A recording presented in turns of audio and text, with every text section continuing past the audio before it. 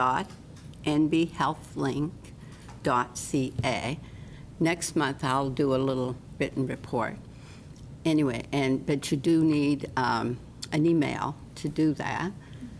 But so if you don't have an email, you can call 811 and they'll walk you through that.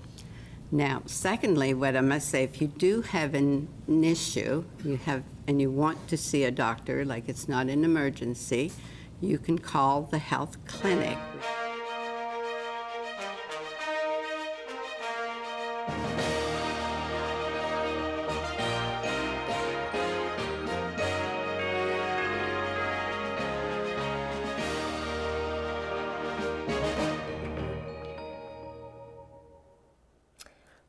Welcome to today's wildfire update for New Brunswick. I'm Vicki Hogarth. And I'm Natalie Sturgeon. We are heading into the conference around 3:30 today. Natalie, this is something you've been covering for CHCO extensively. Tell us a little bit about where we're at in terms of the wildfires here in New Brunswick and what you're maybe expecting to hear today.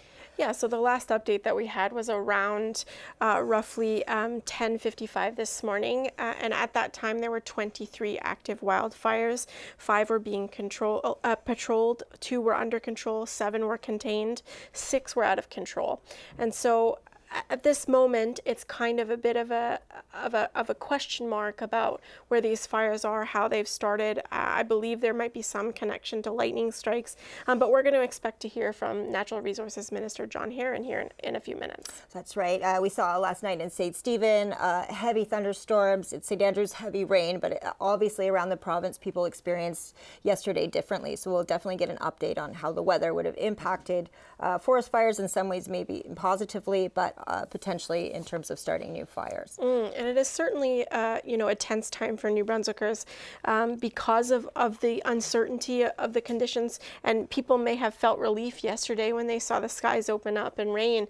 But unfortunately, the ground is not going to be able to absorb that water. It needs to be constant, consistent rain. And unfortunately, we haven't had that. The other thing is that it came with thunder and lightning. So when lightning strikes the ground and it's this dry, it's going to start a fire. It's an ignition source. So a bunch of the fires that we see on the map actually are lightning strikes, and they watch them and monitor them. And then at some point, if they become out of control, they send a strike team. And obviously it sounds wonderful when you hear that heavy rain, but it doesn't necessarily absorb as easily. Sometimes the lighter rain is what actually would make more of a positive impact on the forest fires. I know last conference you asked about if they had known any of the causes of these fires yet. We didn't have an answer at the time, but they said they would be transparent once there was enough information to give to the public. What kind of questions are you hoping to get answers to today? What avenues will we be exploring? Sure. So I think we're going to try to ask about Baileyville. I was at St. Stephen Council last night, and they signed a mutual aid agreement with Baileyville because of the redrawing of boundaries for municipalities. St. Stephen now encompasses Little Ridge, which means that their neighbors across the border are Baileyville, and they're currently handling a forest fire at the moment. But I did just hear from the Maine Department of Agriculture, and they said it's 80% contained and there's no current threat to Charlotte County, but they have to remain vigilant. But that agreement that's being signed, the issue that I heard last night is that, you're not going to see the Baileyville fire on the forest fire map. So I'm sure residents in St. Stephen were looking for that information. They couldn't find it. And, there was a sentiment that Western New Brunswick doesn't want to be forgotten. So I'll be asking particularly a question about how residents can have that information so close to the border. Oh, exactly. Fires don't know borders, so definitely important information to have. I know that with more fires considered out of control at this point, there are resources for people who might be under evacuation order, looking for a shelter to go to, an evacuation center. What resources are you finding the most useful right now for people who are in one of those zones where they are on edge? Well, certainly you can consume up to date. They issue updates at 11 and 4 o'clock roughly each day on the Fire Watch NB page. So if you put that into a search engine of any kind, it will pop up pretty quickly. And there's where you can find the fire dashboard. There's where you can find the fire activity report. It's where you can find all the information about what is actually happening. All those numbers that we gave to you at the beginning are available there for you.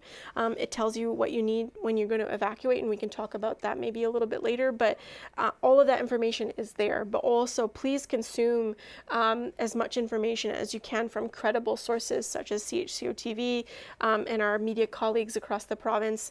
We're doing our best to provide as much information to you in a timely fashion as possible. Definitely. And for people who could speak French, give a shout out to Radio Canada. They are doing some excellent work right now. It's wonderful to follow what they're doing. In terms of preparing for this conference, I know you have your questions prepared for today, and you'll pivot according to what information is shared. We also will be sticking around with you after the conference to go over the information that we hear today and look at it, dissect what it means, and where we go from here. Yeah, I think these press conferences, like they were during COVID, are extremely dense for New Brunswickers, and so I'm hopeful that we can kind of weed our way through that and explain it to them in the most condensed version and give them the information that they need most at this time. And since we imagine there will be more of these updates going into next week as well as we continue to navigate wildfire season, you can always reach us here at the news team. The email address is really simple. It's news@chco.tv. That email address goes to me, Natalie, Flo, Patrick, the whole gang here. We all see it. So you will get a response. And if you have information, questions, concerns, things you find unclear, please feel free to reach out. We love hearing from you. It actually helps us inform some of the questions we ask in conferences and also some of the things we approach as journalists. Yeah, so there's a few things that New Brunswickers should know. All areas of the province are closed for burning.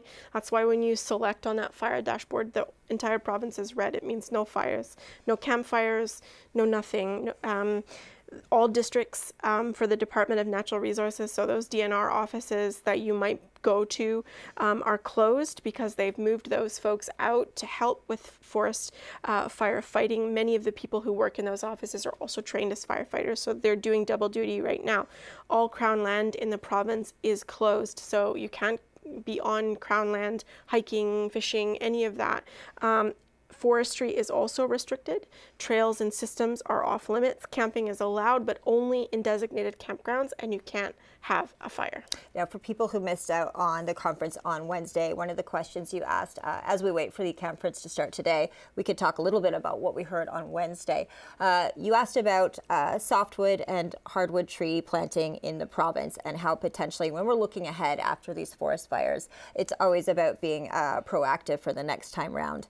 Tell us a little bit about that question you asked as well. We talked about you asking about the cause. We still don't have answers for any of the fires.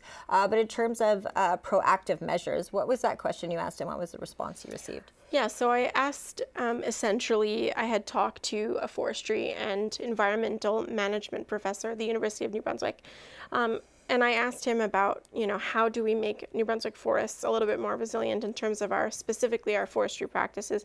And many New Brunswickers will have food on their table because of the forestry industry. It is a large industry here in the province, and so we're kind of expecting that they would answer that question, but it's challenging to know what they were going to say. But they did say that they're looking at their forestry practices constantly. Okay, we can see on Natalie's computer right now, it looks like there's a bit of a roll call happening, so likely we will head into the conference at any moment.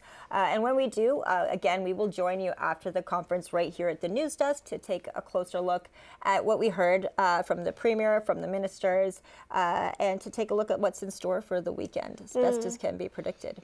Yeah, and the other thing that I should have mentioned when I talked about Crown land, private landowners are also encouraged to follow that advice, not to be, doing work on private land or hiking, camping on private land. It's important that we protect people and property, and I think that's the key message that we've heard throughout these press conferences Saturday and then again on Wednesday is we have to protect each other. And I know that it's challenging. Summer is very short and people want to enjoy it. I know there's only a couple of weeks before the kids head back to school, but it's really important. And I do hear in my ear that the press conference is starting, so let's take a listen. Good afternoon, everyone, and happy National Acadian Day.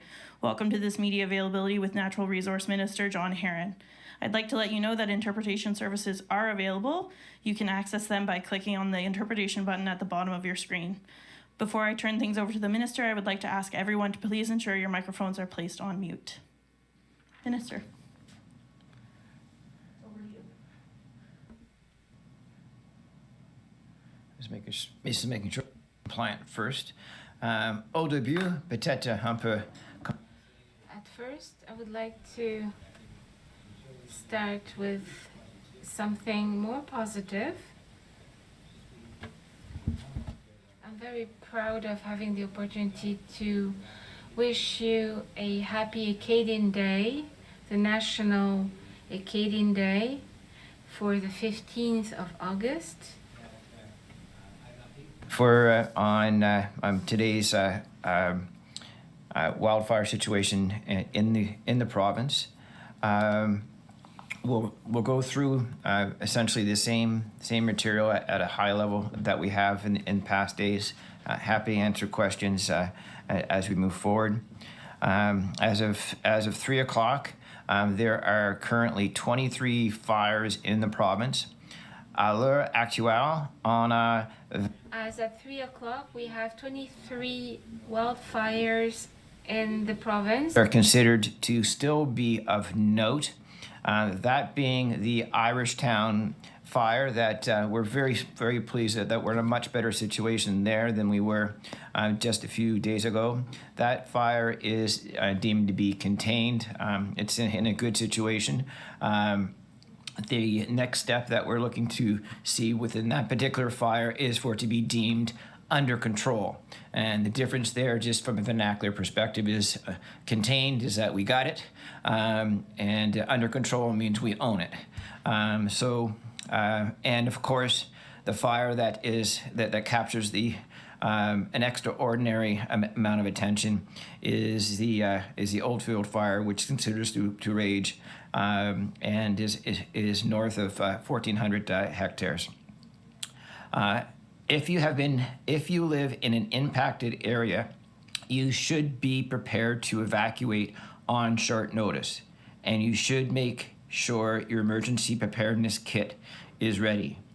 Si vous vivez dans If you live in an impacted area, please be prepared to evacuate on short notice and make sure your emergency preparedness kit is ready. need to evacuate, an evacuation alert will be issued, and you will receive an alert ready message. You'll see it on your social media, on your TVs, and hear it on your radio. While you're preparing for a potential evacuation, this is a good time to check on your neighbors, families, friends in your community. Is there anyone who might need help with respect to preparing for a potential evacuation? A few words on forecast. The upcoming forecast is generally sunny with some rain projected, but much like the rain that we got the last few days, it's probably not going to be enough to make a long-term difference. In particular, what we're seeing in our satellite tracking is that the rains that we have been receiving, unfortunately, are bringing lightning along with it, which can be very problematic on creating new starts. I would maybe want to share is that the optimal, more rain is better. But having a lot of rain all at once can actually be a bit problematic, is that it can create conditions where it'll be difficult to move the steel in the ground, those bulldozers, the heavy equipment around. So it can actually detract from our ability to actually combat fires. So if we could have this in a constant mist for about 2 or 3 weeks, that would be the ideal situations if that were to arise. And it's important to know that lightning strikes don't always create an immediate fire. So we may have lightning, and a strike has occurred, but that can smolder for up to 2 weeks. So it's important for us to ensure that we stay vigilant, pay attention, that we do the reconnaissance that we do each evening, where we're able to identify potential sparks in tracking our fires. I'd like to speak for a moment with respect to air quality related issues. As the smoke levels increase, so does the potential health risks. So people impacted should limit their time outdoors, consider rescheduling any outside sports and activities and events, and those areas that I was speaking to are. It's not just the weather. You know, I do want to note that smoke from the fires is causing or is expected to cause poor air quality and reduced visibility, particularly in the Miramichi and Moncton areas.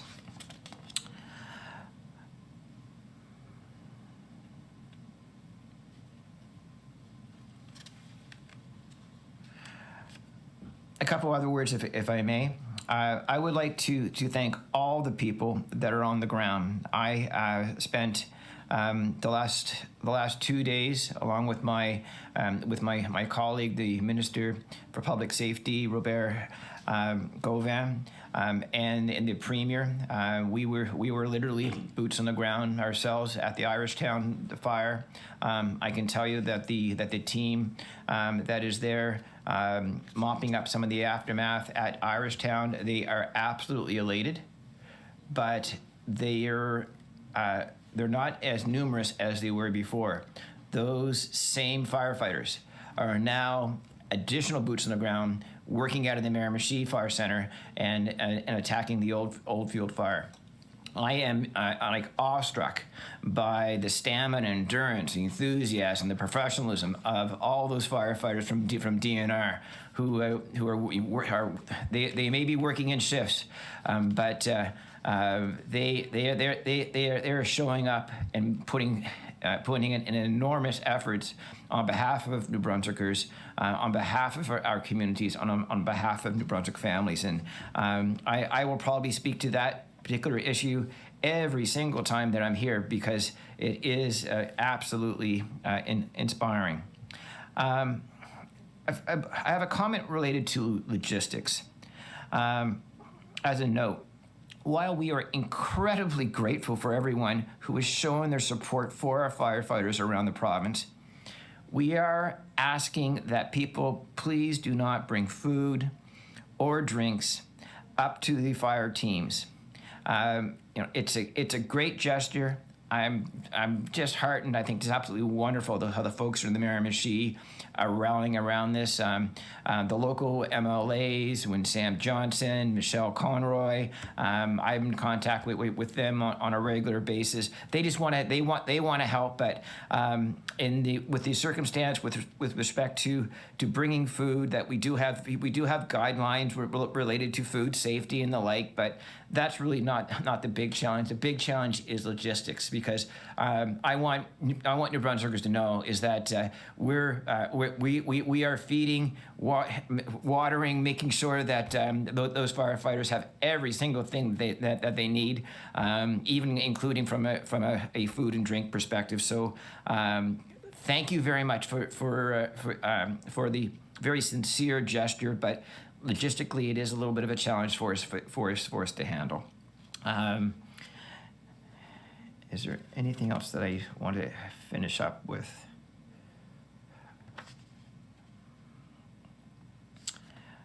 While Crown lands are still closed, we are under very strict protocols allowing certain operations to continue as exceptions. These are variances. We're looking for fewer situations to have variances in, not more. But we're doing this to minimize the economic impacts and support workers to support those folks who are trying to provide for their families. This includes specific cases where mills are facing critical inventory shortages and other exceptional circumstances. In these cases, we have temporarily permitted overnight trucking of wood that was already roadside, with the added precaution of enhanced fire equipment and site monitoring requirements. That type of equipment would be to ensure that they have tanks of water in tow. They would have additional personnel that would be fire spotters. So those are some of the precautions that would be included in that particular type of situation. Similarly, we have launched a permitting process to allow wild blueberry growers to harvest wild blueberries on Crown land leases under certain conditions, and or use Crown land roads to access their private wild blueberry fields. Nous avons aussi mis en place.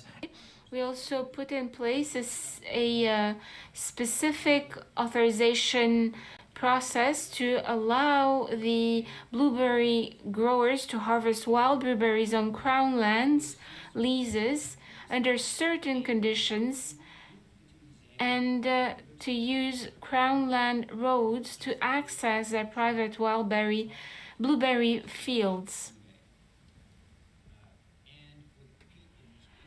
We've implemented a permitting process that allows for the safe processing of Herald stockpiled peat, which is deemed as a significant fire risk. It can essentially spontaneously combust, so it's better for us to get that moved.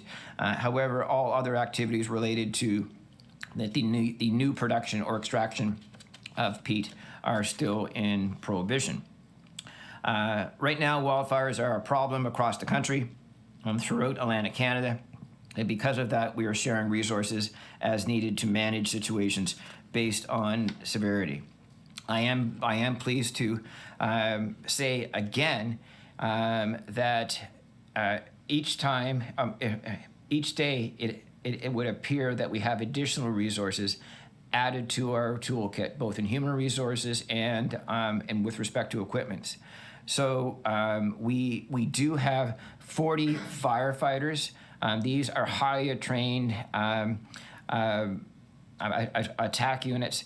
Those firefighters are coming from the province of Ontario. I think there was a typo where I think we suggested earlier today that they were coming from Alberta, but those folks are coming from Ontario, just as a correction there.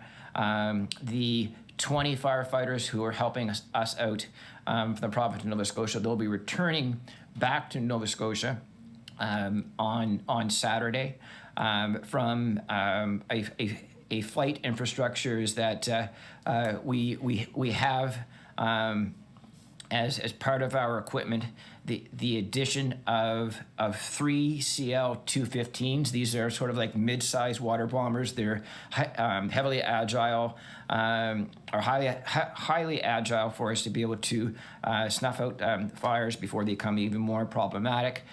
So they've been at the toolkit for a short period of time, as we do anticipate that we may be adding 2 additional CF-415s. Those are the larger water bombers that would make the count to 4. And we have a very strong desire to have those 4 super scoopers to be really the key infrastructure that we'll use to get out in front of the fire at Oldfield, and so that we can get that one under control. So I believe that should some more information to help respond to questions and provide information related to wildfires. We've created a phone line. That phone number is 1-833-301-0334. This, our social media, and our Firewatch page give New Brunswickers options to find information and stay informed. And I believe that, just for clarity, those folks who didn't capture that number will be available on the page on Firewatch. And I think that concludes my the update for today. Happy to field any questions that you folks might have. Thank you, Minister. We will now proceed with questions from members of the media. Each reporter will have one question and one follow-up, and you have the right to pose your question in the official language of your choice. Nous allons maintenant procéder au... We will now move on to questions from reporters. Each reporter will have a question, a follow-up question. You can ask the question in the language of your choice. Savannah Otts.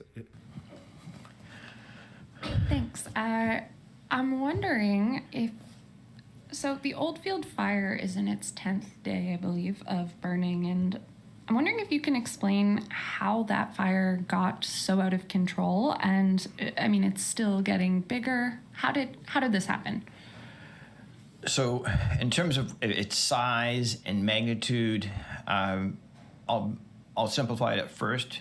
Is that there was a fire, and there's a fuel source that is exceptionally dry.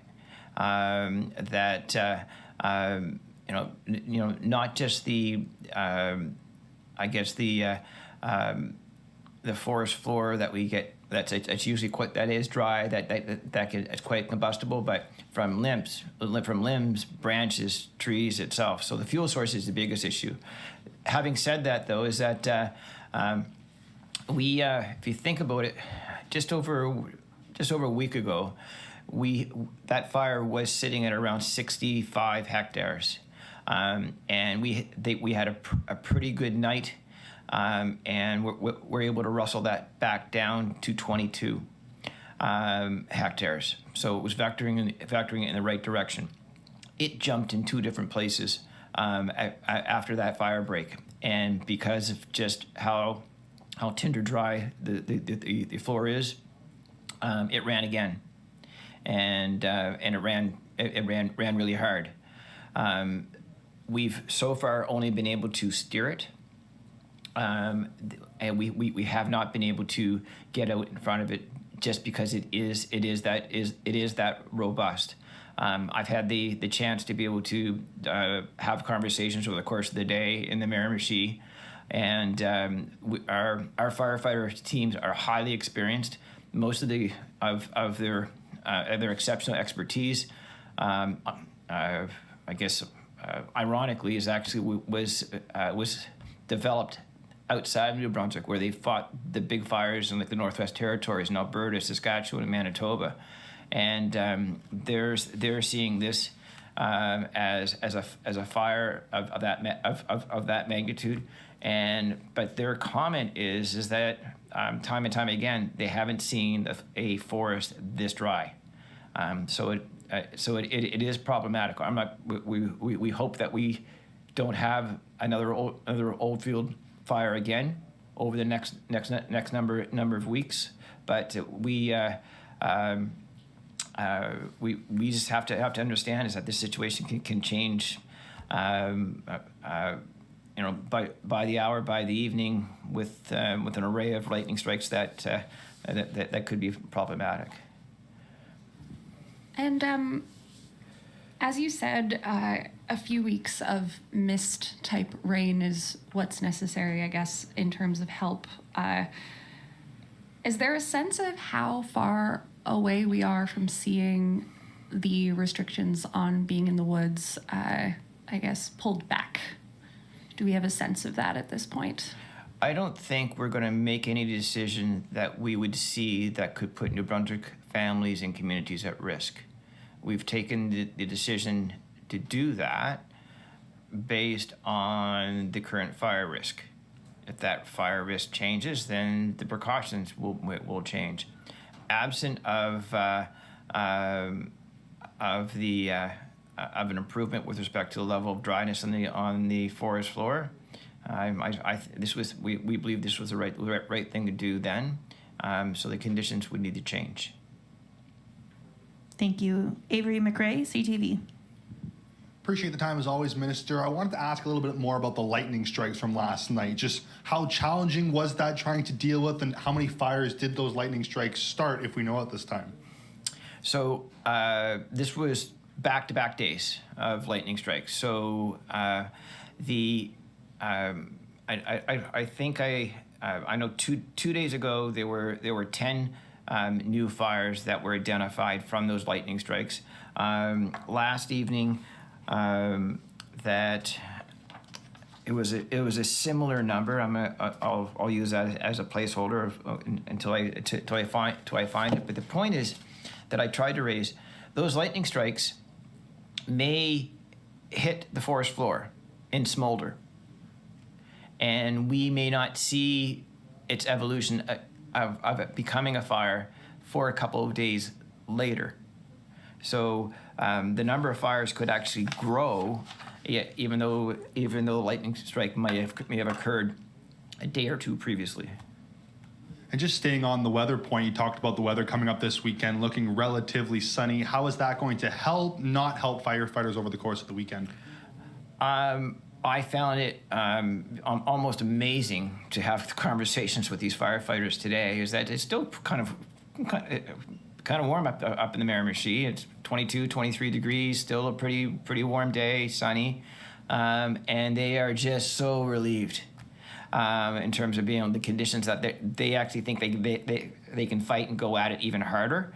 But it must have been just incredibly daunting, challenging what those firefighters were doing in temperatures in the upper 30s. Thank you. Anna Mandan, Global News. Yeah, hi. I just actually kind of want to jump off that question. Coming into the weekend, what are you expecting in terms of growth from the Oldfield Road fire? You also mentioned, this is kind of a two-part question, coming into the weekend, you said you don't want to see any expansions of Oldfield Road fires. How likely is that? With this team, I think that we've got a very good chance that we won't see that replicated. But it's a very tough environment, and so they're having additional infrastructure, having these firefighters at the ready, having these attack units. That clearly lessens the likelihood of something of that magnitude occurring. But we still have to pay attention to it. I don't want to. There are true professionals who understand the behaviors of wildfires, and I don't want to overly predict what we're going to see over the course of the weekend. I had the opportunity to get coached up by the professionals in Miramichi earlier today.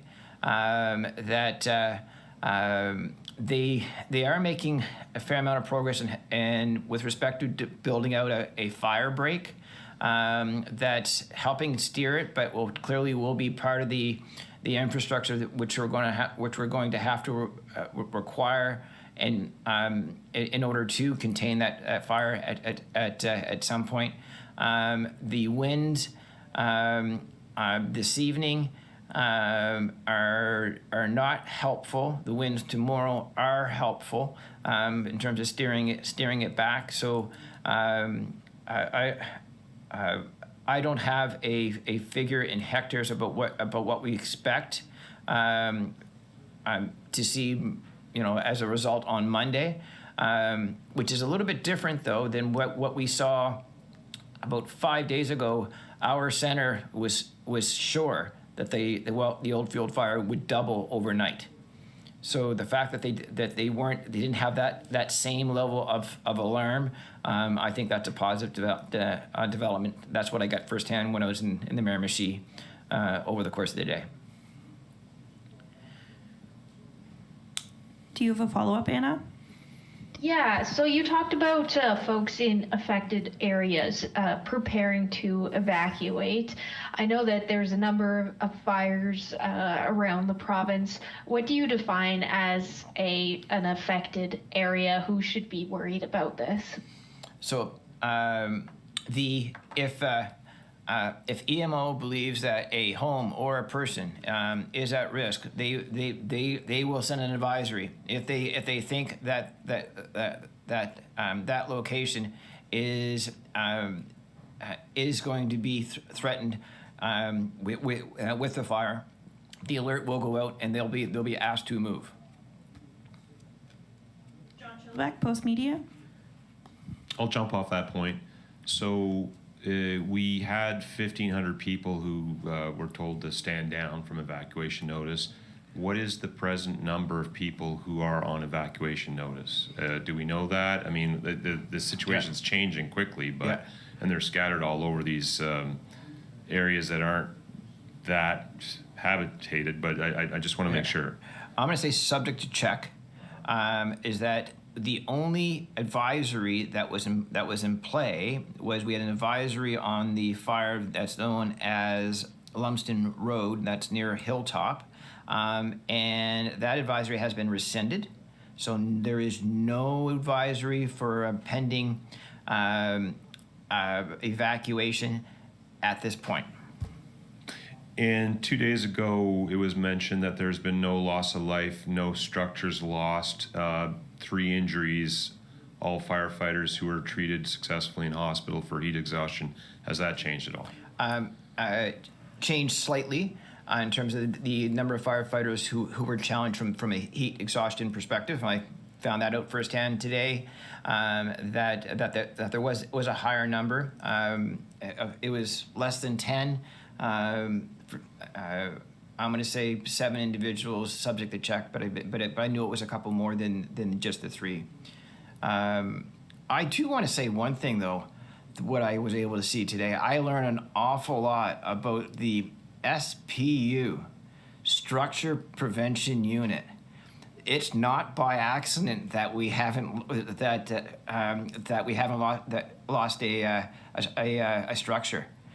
The methodologies that these folks do in terms of getting in to areas where they've potentially asked for an evacuation, they're no longer there at their camp.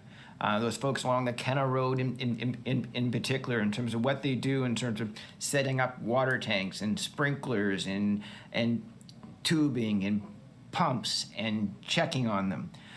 The preventative actions that particular unit is, I was really impressed. On my phone is that I took a video of, and anybody follows my social media, you know I don't do a whole lot of stuff out on that kind of thing. So, but I took a video today, I haven't posted it, but of a cell tower that is almost right in the middle of the old fuel fire. It is standing tall.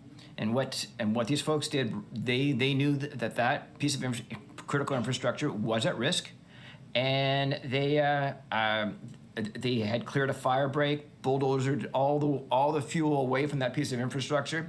So what I captured was 360 degrees fire all around it, and that tower is still there. And so we've got a highly skilled team here in the province of New Brunswick, and the work that they're doing is saving critical infrastructure and saving homes of New Brunswickers. I know you're in the thick of it, but how much thought has been given by your government to what needs to be done in the future once these wildfires are out and we have a future wildfire season? How much more money should be spent? How many more teams should be created? That sort of thing. I think provinces across the country are going to have pretty serious conversations with themselves on terms of what amount of infrastructure is required on a go-forward basis. This is going to be an increasing threat, not one that's going to go away. The infrastructure that we have in the Forest Protection Limited in terms of that air infrastructure, that seems like a pretty good decision to have that in place today. We have, as I said before, we'd ordered two air bosses, which are float planes which are kind of the same size of water bombers that we have. Those being the Air Attack 802 water bombers, but they have to land to get water. These other ones we'll be able to fuel out on lakes and the ocean, and so there's having a conversation about a couple more of those might be had. We already know that we share infrastructure on a regional basis with the through CHCO. There's probably a conversation that we might want to have with our Atlantic Canadian brethren. So you asked me if I had put any thought into this. You know, still early days, early hours, but having more infrastructure to combat fire, especially from an air attack perspective, I think that's going to be part of it. I also think that So we did a press conference a few months back on our Fire Smart campaign. I'm going to ask all New Brunswickers to go to that page, Fire Smart, Government New Brunswick page, and there are things that we can do as New Brunswickers to avoid the setting of forest fires. There are things that you can do to make your house a lot safer should a fire actually be in your area. Simple things such as if you've got trees that actually lean against your house. I have a lilac tree that leans against my house. I have a feeling that thing is going to get trimmed sometime very soon. If it's touching your house, that is basically a conduit of a flame to actually to attack your house. So I think when we do that campaign in a next year perspective, that we'll put even more enthusiasm around it. And I would suggest that New Brunswickers' ears are going to be that much more open to those types of discussions. Natalie Sturgeon, CHCO-TV, The Courier. Hi, Minister. Thanks for taking my question. There's a fire in our neck of the woods, but it's across the border in Baileyville. And I did speak to the Maine Fire Service this morning, who said it's 80% contained. But obviously, New Brunswickers can't see that on the forest fire map. And there was some concern from residents in Charlotte County about, as you mentioned earlier, it jumping across the river. So I wondered, have you been in conversation with Maine about that particular fire, and what can you do for communities that are along the border who are also experiencing dry conditions and may not have access to as much information? So I can confirm that our fire center was indeed in contact with the folks in Maine on that particular fire, because when it was first identified, it was we're able to see that through different satellite infrastructure, et cetera. We weren't sure what side of the border it was on when, I guess at first blush, but the infrastructure that we have here in the in the province of New Brunswick, it would not be out of the ordinary for us to get a request to do a drop of water or a fire retardant to address that fire on that border. To get a request, or we might even say, make a proactive call and saying, we'd like to help you out with that, because we want to make sure that we protect the families and the communities on our side of the border. And if I could just follow up on a question that was asked earlier on the Oldfield fire, I'm wondering what the terrain is like. Obviously, this one's gotten a bit out of control, worse than the other fires. Is there clear cuts involved in this landscape? What is the terrain like? Why would it have gotten so big as opposed to the other ones, which you've been able to kind of successfully contain to a certain number of hectares? So I probably can't speak to every particular hectare in that fire. I saw a fair amount of it earlier today. It would look very much like your typical New Brunswick forest, where you have mixed forest. You would have hardwood and softwood. I suspect there's apt to be a clear cut in there as well, and in some circumstances that actually might be helpful. But so it would be a mix. I have not heard from our firefighting team that the topography is particularly problematic in that on that fire. It is the intensity of the fire itself and just how dry the fuel source is. Having said that, there is another fire that is known as Chief that we've been able to contain to a large degree, but that topography is very difficult. Though on the basis that there are some ravines that make it hard for us to be able to get at. It's quite remote, and so topography can make things difficult. Okay, that concludes the questions for today. Minister, did you have any closing comments? My closing comments would be that the government of New Brunswick is immensely grateful for how cooperative New Brunswickers have been, how understanding New Brunswickers have been. With respect to these precautions that we're taking to encourage folks to stay out of the woods, to help to mitigate that risk. As the Premier mentioned just the other day, it's summertime. We like being in our backyards and having that fire and inviting your friends to have a conversation, have an alpine, enjoy the summer experience, where we just have to do it this way with perhaps a flashlight for ambulance as opposed to sparking a fire. So thank you, New Brunswick, for being part of the solution. We knew you would step up, and great. I'm heartened to have the level of support that we're receiving. Voilà la fin de cette conférence de presse. Merci tout le monde. Welcome back. You were just listening to Natural Resources Minister John Herron. So that was, again, a lot to unpack. What are your big takeaways from having spent the last 40 minutes in that conference? Well, I took a flurry of notes. So not a lot of change in the status of the fires. There are just more of them, and they're continuing to contend with the biggest one, which has lasted for 10 days, which is the Oldfield Fire in Miramichi. He said it's just north of 1,400 hectares.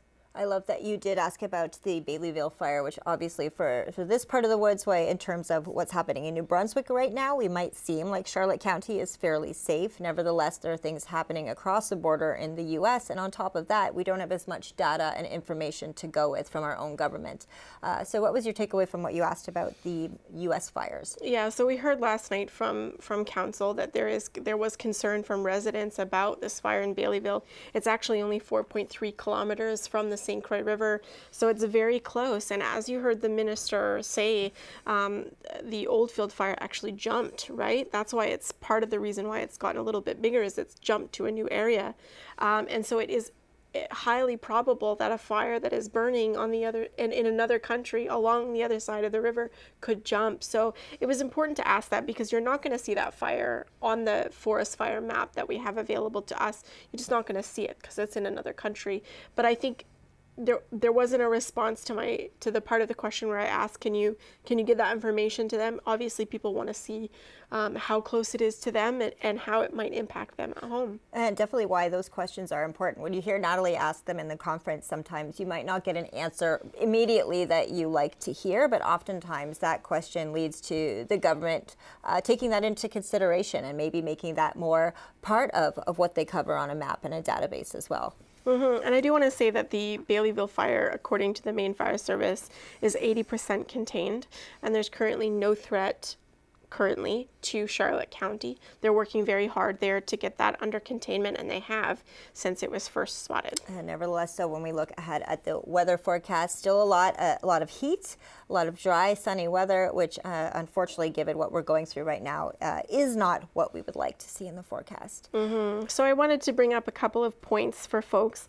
He did say that there will be some forestry operations that will be allowed to resume overnight. So you may see logging trucks leaving the forest. That is allowed under strict restrictions. They have to have fire spotters and they have to have water with them. So you may see those things, and I don't want people to get too concerned because they are allowed to do that. They're going to let blueberry pickers go in and do their blueberry picking on Crown land to a certain extent, and they're going to permit some peat harvesting as well, but that's kind of tricky because, as you said, it can spontaneously combust. So within limits. Wow. So yes, definitely a lot to unpack. And again, those evacuation packages that people should have ready. Remind us again what should be in them. Photos definitely of your place. If you have time right now, we've heard photos are very important just to make sure you've documented what's in your home for insurance purposes. And what are some of the items, especially with these new out of control fires today? Mm-hmm. So you should have water, food, your prescription medications, pet food, some cash. You're also going to want to have your birth certificate, your power of attorney, your will, and your passport, your government ID, and all of those things should go in a bag and they should be by the door. And obviously, if you have a wildfire that's in your area, you're more apt to get an evacuation advisory. And so I just want to clarify, an evacuation advisory is the government putting you on notice that you could be asked to evacuate in a very short amount of time. An evacuation alert is different. It means it's imminent and it is a danger to you and to your property, and you need to leave immediately. And that will come to your phone, radio, and TV. If it was to happen right now, it would actually come across the screen and it would tell you that you needed to evacuate. So that's the difference there. The first one gives you a bit of a heads up. The second one is you've got to leave now. So yeah, and the other thing you mentioned is that you should take pictures of your property, take videos of your property, and make sure that you have that properly documented as well. And I know it is the weekend. Nevertheless, you can visit our website, CHCO.TV, at any time. Natalie's been doing extensive reporting on this, not just during these wildfires that we're experiencing now. I will highlight again her series, Silent Blaze, that came out in late 2024, looking back at the Stein Lake fire, why the alert ready wasn't used. Really excellent, long format, in-depth reporting, and this is something that ever since the Stein Lake fire, I think you've really taken on as a journalist to better acquaint yourself with what happens in a wildfire, what questions need to be asked in these kind of conferences. And again, we'll be with you for all of these conferences going forward. And if you have questions you'd like us to ask, or also on top of that, any ideas for content anytime, you can reach us all at the news team at the email address news@CHCO.TV. Again, that goes to Natalie, myself, Patrick, Flo, and that allows us to inform some of the questions we ask, also angles we take it to articles and content that we are doing. So we would appreciate any feedback from the public at any point in time. Yeah, and so you can see a number on your screen right now, 1-833-301-0334. That's the emergency information line, so you can call that line and ask questions if you have them. And check on your neighbors. There's a lot of people who aren't online, who don't have access to potentially a cell phone. So please go check on your vulnerable neighbors, your elderly neighbors, people who live alone, people with health conditions. Right now, in particular, the air in Miramichi and likely throughout New Brunswick is going to get a bit more difficult to breathe through. So please check on folks. We encourage you to do that because not everyone is going to have this information. I know. My mother's definitely has some respiratory issues, having a really hard time right now. So she's trying to stay indoors as much as she can. I did find it heartwarming. Nevertheless, he had to point it out that Minister Herron pointed out, New Brunswickers, we appreciate you bringing drinks and food to the firefighters, but it's better to keep your distance right now, let them do your jobs. But nevertheless, just hearing that reminded me why this is such a special place to call home, because in these hard moments, New Brunswickers really do rally together and look out for each other. So continue to do that, but also follow the advice of staying out of the way when it's important too. Yeah, and it's challenging, right? If you bring them high sugary or high carb foods, that can dehydrate them, and they need all the hydration they can get when they're battling a wildfire of any size, because it's also very warm outside, as we mentioned. I also wanted to touch quickly before we go that there were a lot of lightning strikes over the last 2 days. The rain that we are getting is bringing thunder and lightning, unfortunately, because it's so warm, and there were about 10, I think, on Wednesday, and then another 10, or roughly around another 10 on Friday. And what he said, or Thursday, and what he said about that is that it might strike an area and they might not know for several days whether there's a fire there or not. So, if you see smoke, if you smell smoke, it's a little bit tricky if you're smelling smoke, because it might be from somewhere else, but please report that to the information line, call the Department of Natural Resources, call your local fire department, and they will alert the Department of Natural Resources. All right, well, great job today in the conference. I know there'll be more next week. We look forward to joining you at home in those conferences as well, right here from the news desk. And again, please reach out, news@chco.tv. We read all of your emails, and we really do appreciate and take very much into consideration everything we get from the public, so thank you for that. Thanks for joining us. Be safe.